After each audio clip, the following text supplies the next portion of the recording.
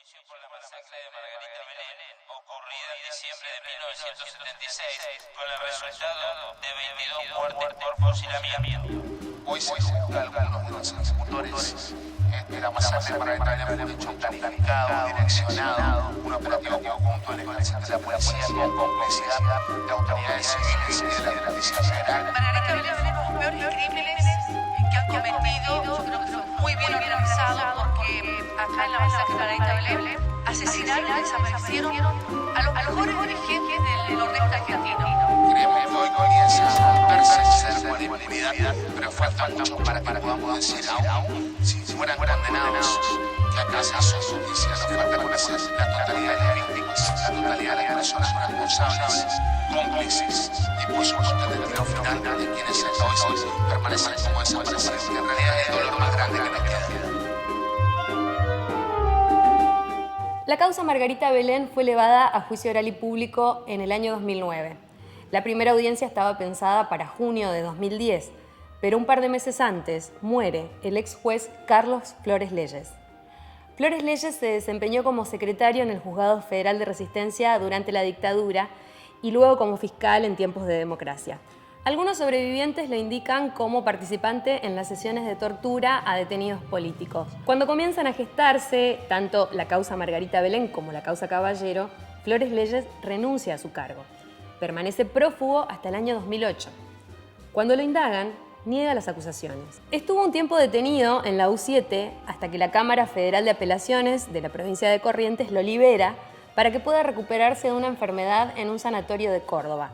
Allí fallece en abril de 2010 sin llegar a ser juzgado. La Cámara se encargó no solo de liberarlos y de hacer lugar a la habeas corpus, un fallo realmente que fue un verdadero baldón para la historia de la provincia del Chaco, de la historia judicial de la provincia del Chaco, sino que además controlaba que la causa no se moviera. Es decir, había una especie de doble, es decir, la Cámara cumplía doble función. Por un lado resolvió paralizarla y por otro lado controlaba que la causa no se movilizara y que no tuviera trámite. Es decir, esta es la realidad y es entendible la ansiedad por haber llegado a esta etapa de juicio que en verdad viene esperando en la provincia del Chaco hace bastante tiempo, ¿no? ¿Quiénes conformaban los grupos? ¿Cuáles eran los operativos que realizaban?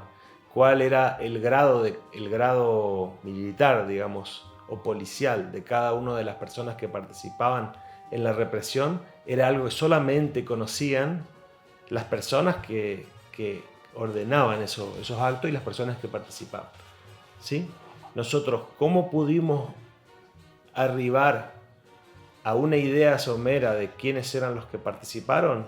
En función de la propia documentación que el ejército proporcionó en la etapa de instrucción, de decir quiénes estuvieron al mando, no al mando, de ese operativo de traslado de detenidos de Resistencia Formosa. Entonces aparece una nómina de personal que a nosotros no nos consta que hayan sido solamente esos. Nosotros pensábamos que eran más. Tampoco sabemos si había personal auxiliar o accesorio que no estaba en esa nómina, ¿sí?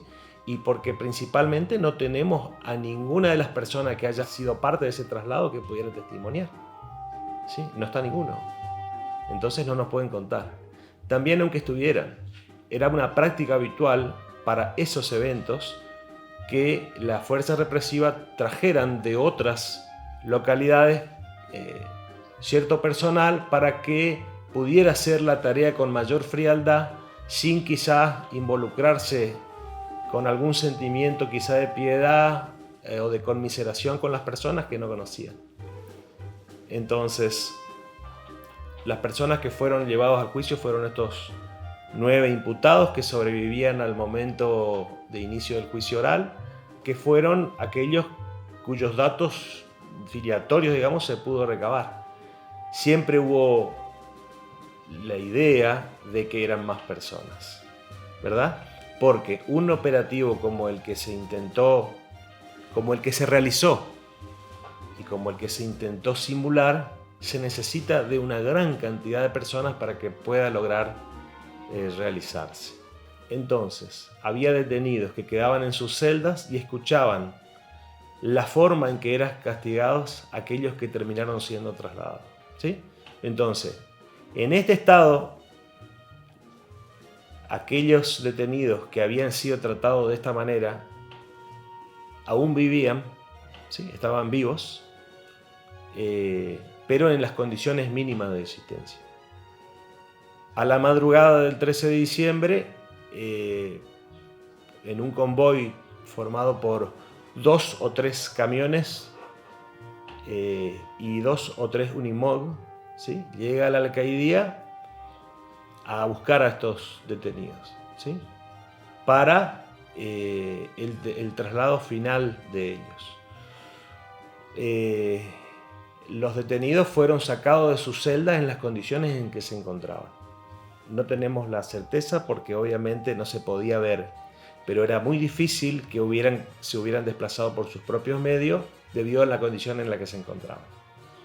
Entonces fueron subidos a los camiones que eran dirigidos por las personas que terminaron siendo imputadas en el juicio, y en la madrugada del 13 de diciembre salieron supuestamente rumbo a Formosa, y un poco después de Margarita de Belén, en la zona que se conoce como Costa Iné, es cuando deciden, ya tenían planificado, ¿no es cierto?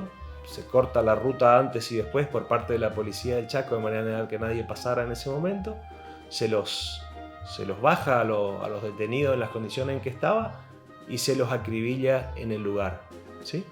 Algunos de los cuerpos fueron encontrados unos metros más alejados del camión, fueron plantados allí, ¿no es cierto?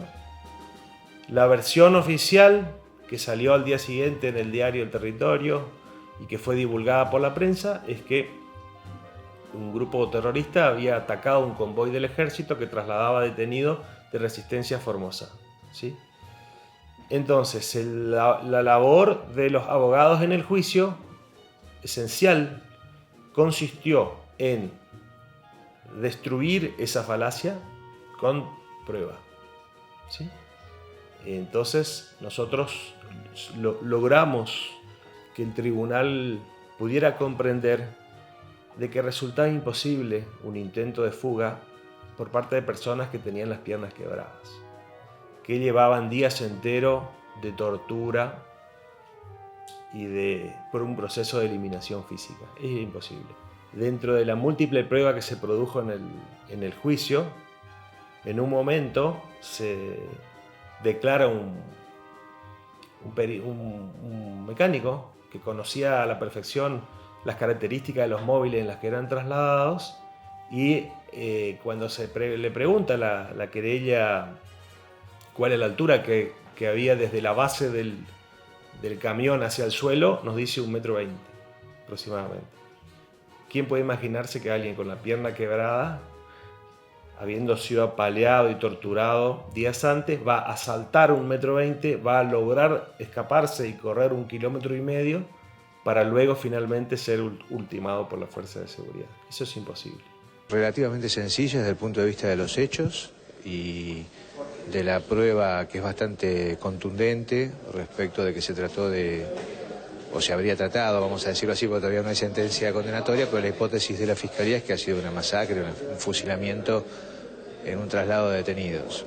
En cuanto es compleja, en cuanto a que ha habido muchos desenlaces, vamos a decir así, o incidencias jurídicas, procesales, que la dilataron, ¿no? Dilataron el desenlace que se está produciendo recién ahora, desde ayer, que es histórico, que hemos llegado a la posibilidad de hacer un juicio oral en el que finalmente se descubra la verdad de lo que pasó y todo el mundo pueda aportar sus pruebas y decir su verdad y fundamentar su posición.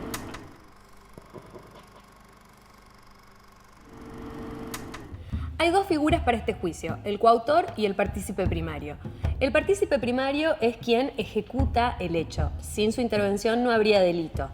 Además, hay una planificación de antemano, mientras que el coautor interviene con el autor. Sin su participación tampoco sería posible el hecho. La tarea gris y paciente de Mario Bosch y de los compañeros que habían sido víctimas de todo esta barbarie que se cometió contra el pueblo.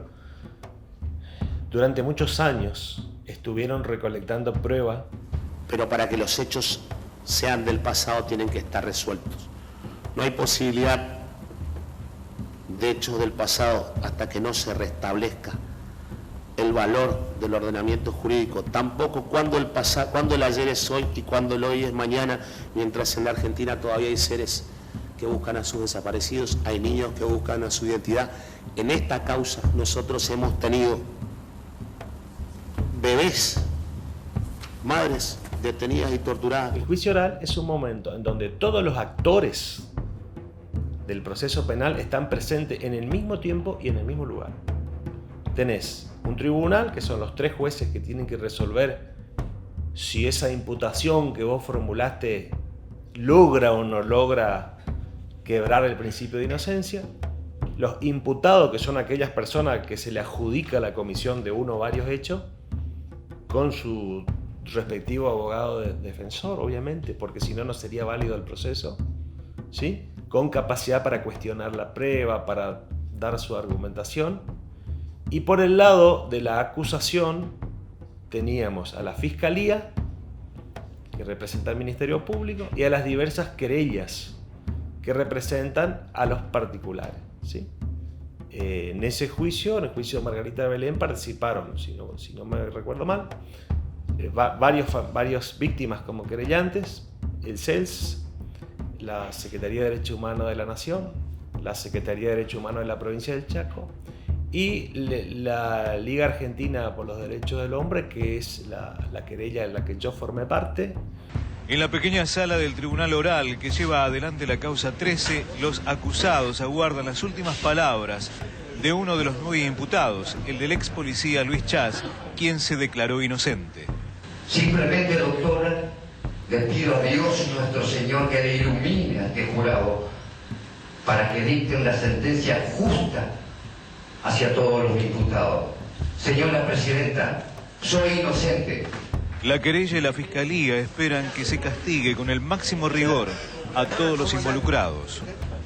Es preocupante que ellos no acepten nunca lo que hicieron. Esa es la búsqueda de la verdad, tiene esta situación, y creo que en este juicio con la Liga y con los familiares, con las otras querellas, hemos buscado la verdad, por sobre todas las cosas respetando el derecho procesal, que él tiene que decir sus últimas palabras, pero creemos que lo que ellos tienen que decir es dónde están los desaparecidos, los 4 desaparecidos de esta causa, y aceptar su responsabilidad en los homicidios. Para quienes siguieron los sucesos desde sus inicios, como el del abogado Eric Tissenbaum, Margarita Belén es solo el comienzo de algo más profundo, por la memoria, la verdad y la justicia. Espero una sentencia condenatoria del mismo nivel de la envergadura que ha tenido esta causa. Pero yo creo que este no es el final de la causa Margarita Belén. Quedan los que ordenaron, no los que ejecutaron, los médicos que asistían a las torturas, los fiscales y los jueces que rechazaban los recursos de amparo que se presentaron, y fueron muchos.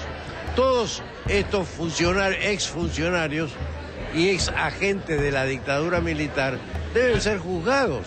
Recordemos que era para las fuerzas represivas, el hecho no había existido.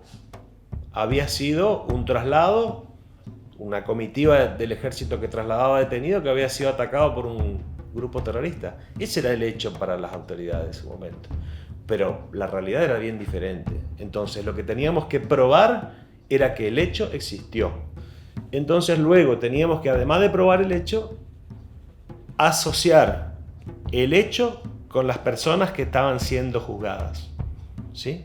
Si nosotros no lográbamos probar que esas personas participaron de ese convoy, algunos como conductores, otros como acompañantes, y todos como autores materiales de los delitos que se imputaban, que los delitos que se imputaban eran homicidio, desaparición forzada, privación ilegítima de la libertad. Hay que probar algo que sucedió hace 40 años aproximadamente, cuyos registros están absolutamente ocultos, cuyos sobrevivientes fueron cero, no hubo sobrevivientes, solamente hubo testigos de los momentos previos y de los momentos posteriores. Testigos que a su vez pasaron un suplicio en su vida por haber tenido que relatar estos hechos en diversas oportunidades. ¿Sí? Y hablamos de personas que en 4 décadas le pueden pasar muchas cosas. ¿Sí? Y hay que llegar 4 décadas después a relatar delante de un tribunal y delante de aquellos que materializaron esos hechos. Perdón de la expresión, pero hay que tener unos huevos gigantescos para hacer eso, o unos ovarios gigantescos para hacer eso, ¿verdad? Hay que estar ahí enfrente y que no se te corte la voz. Es muy difícil. Pero si no aprueba, no se produce, el principio de inocencia no se destruye y aquellos que cometieron esos crímenes salen caminando del juzgado.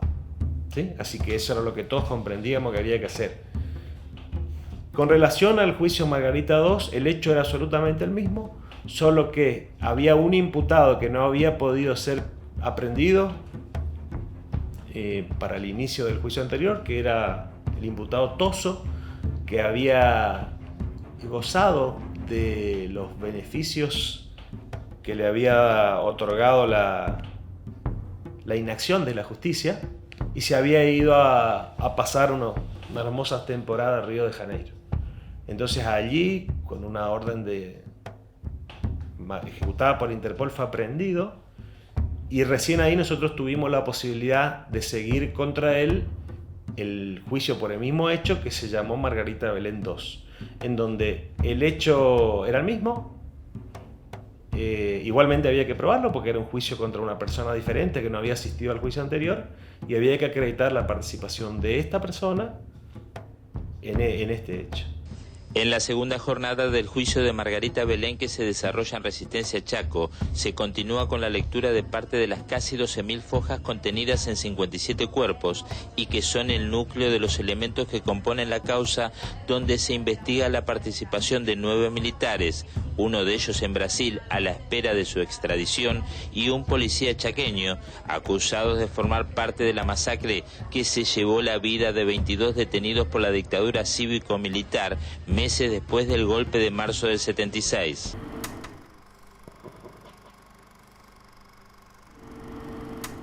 El juicio oral demandó 11 meses, con 60 días de audiencia y más de 120 testigos.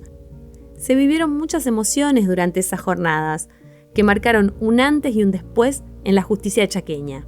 Cada jornada del juicio, que fueron 60 audiencias, 60 aproximadamente, se vivía con mucho entusiasmo porque era la oportunidad en donde el testigo iba a poder declarar finalmente, por 10ª vez, pero finalmente, y que su testimonio pudiera servir para algo, ¿verdad?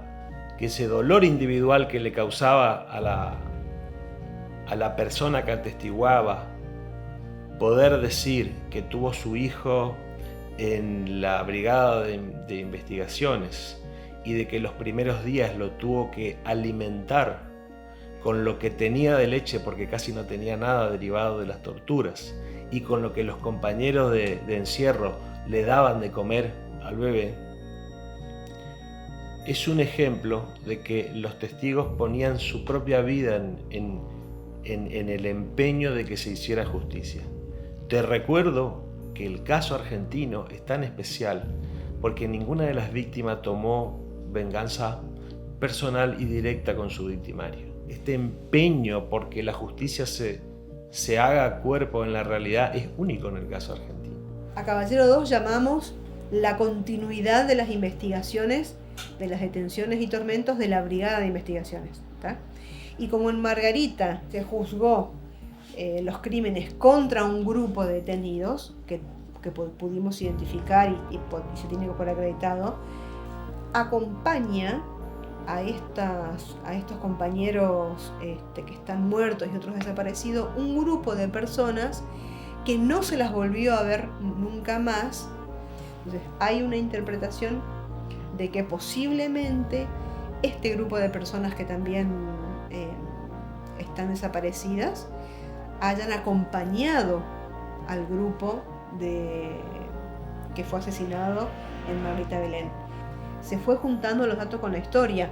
De la unidad penitenciaria sacaron un número de detenidos, de la brigada sacaron otro número de detenidos, de la propia alcaidía de Resistencia sacaron otro grupo de detenidos. Esa es una reconstrucción testimonial que se hace por los compañeros, es decir, yo estaba con fulano, mengano, a mí no me llamaron, no fui, podría haber sido uno, pero salió mi compañero de celda, del pabellón B salió fulano, mengano, esa fue la reconstrucción. Y así en brigada lo mismo y en alcaidía lo mismo. Entonces no se pudo en su momento, la ausencia de personas que continúan desaparecidas y que estaban en alguno de estos lugares y que a partir de esa fecha no se los volvió a ver, hace presumir que también en el montón hayan ido. Recordemos, de la masacre no sobrevivió nadie. Entonces no hay testimonios propios de la masacre de los compañeros que nos puedan decir quiénes subieron al Unimov que los trasladaba, ¿tá? Por supuesto, este dato tampoco surge ni del ejército ni de la policía. La masacre de Margarita Belén fue un hecho planificado, direccionado, un operativo conjunto del ejército y la policía con complicidad de autoridades civiles y de la justicia federal. Es decir, creemos que hoy comienza a romperse el cerco a la impunidad, pero falta mucho para que podamos decir, aún si fueran condenados, que acá se hizo justicia. Nos falta conocer la totalidad de las víctimas, la totalidad de las personas responsables, autores directos, autores mediatos, cómplices y por supuesto el destino final de quienes hasta hoy permanecen como desaparecidos, que en realidad es el dolor más grande que nos queda. Se habla de reparación histórica como a la consecuencia de todos estos procesos y estos enjuiciamientos que se están llevando a cabo. Reparar es poner como estaba antes de determinado incidente a una máquina o a una sociedad. La sociedad nuestra no puede ser nunca reparada de un daño irreversible que se le hizo. No podemos conseguir la vida de los seres queridos que fueron injustamente eliminados por los factores de poder. Tanto los alegatos de Fiscalía como el inolvidable alegato de Mario Bosch, que nosotros nos reuníamos entre los querellantes, la Fiscalía, porque necesitábamos tener una visión conjunta de qué era lo que estaba sucediendo.